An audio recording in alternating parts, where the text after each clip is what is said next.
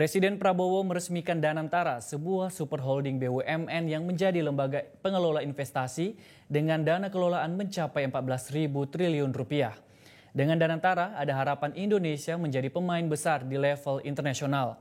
Tapi pada saat yang sama juga muncul kekhawatiran terjadinya salah kelola dan intervensi politik. Mampukah Danantara menjadi semacam Temasek milik Singapura dan Hasanah milik Malaysia? Berikut ulasannya untuk Anda. Inilah momen ketika Presiden Prabowo Subianto meresmikan Badan Pengelola Investasi Dana Anagata Nusantara atau BPI Danantara. Peresmian dilakukan di halaman Istana Kepresidenan Jakarta, Senin 24 Februari 2025. Saat meresmikan, Presiden Prabowo didampingi para mantan presiden dan wakil presiden. Mereka adalah Presiden ke-6 Susilo Bambang Yudhoyono, Presiden ke-7 Joko Widodo, Wakil Presiden ke-10 dan 12 Yusuf Kala, serta Wakil Presiden ke-11 Budiono dan Wakil Presiden ke-13 Ma'ruf Amin. Dengan mengucap Bismillahirrahmanirrahim, pada siang hari ini, hari Senin tanggal 24 Februari tahun 2025, saya Presiden Republik Indonesia meluncurkan Badan Pengelola Investasi Daya Anagata Nusantara, Danantara Indonesia.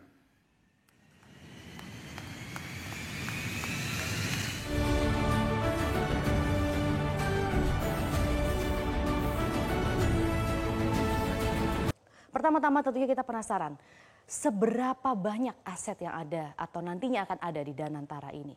Nah, jadi jumlah pengelolaan aset dikatakan oleh Presiden Prabowo bahwa pendanaan awalnya saja rencananya akan disuntik dana sebesar 325 triliun rupiah.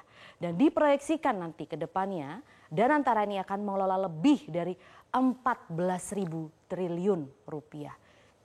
Jadi Presiden ingin menggabungkan BUMN, jadi super holding BUMN ini akan tergabung di Danantara ini.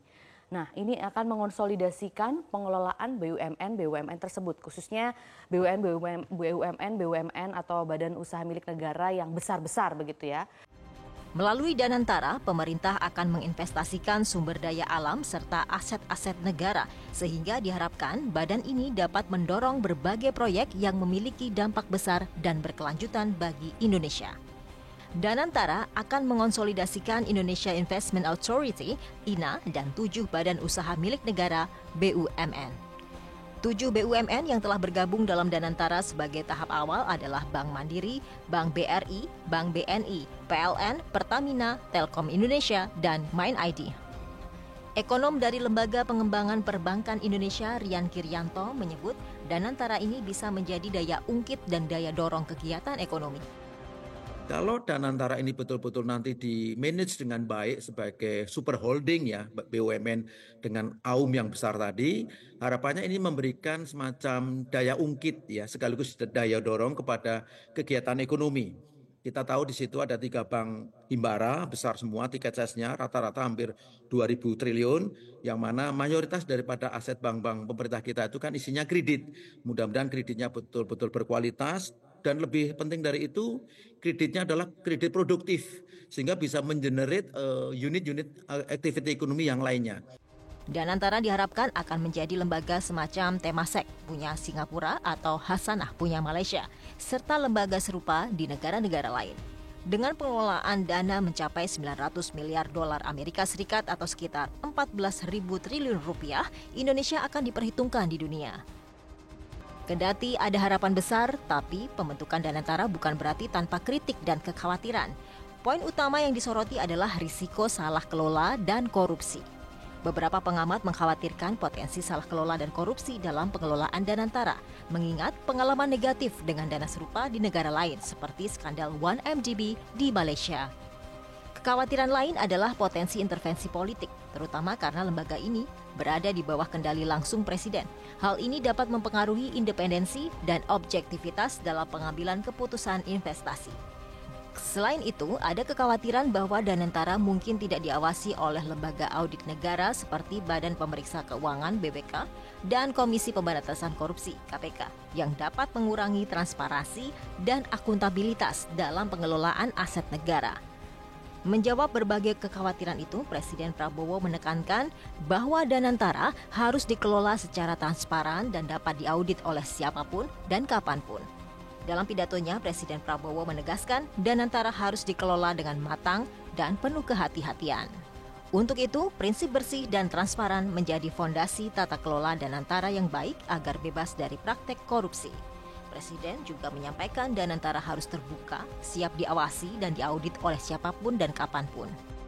Danantara Indonesia untuk itu harus dikelola dengan sebaik-baiknya, dengan sangat hati-hati, dengan sangat transparan, dengan saling mengawasi, harus bisa diaudit setiap saat oleh siapapun. Karena ini sekali lagi adalah milik anak dan cucu kita, milik generasi penerus bangsa Indonesia. CEO BPI Danantara Rosan Ruslani menegaskan CEO dan jajaran Danantara tidak kebal hukum. KPK pun bisa memeriksanya apabila ada tindakan yang tidak patut. Nggak ada yang kebal hukum di negara ini, ya.